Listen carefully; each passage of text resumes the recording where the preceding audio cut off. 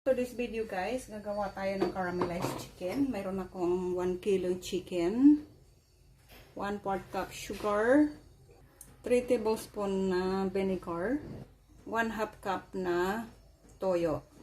So i-mix lang natin lahat ng ingredients muna guys.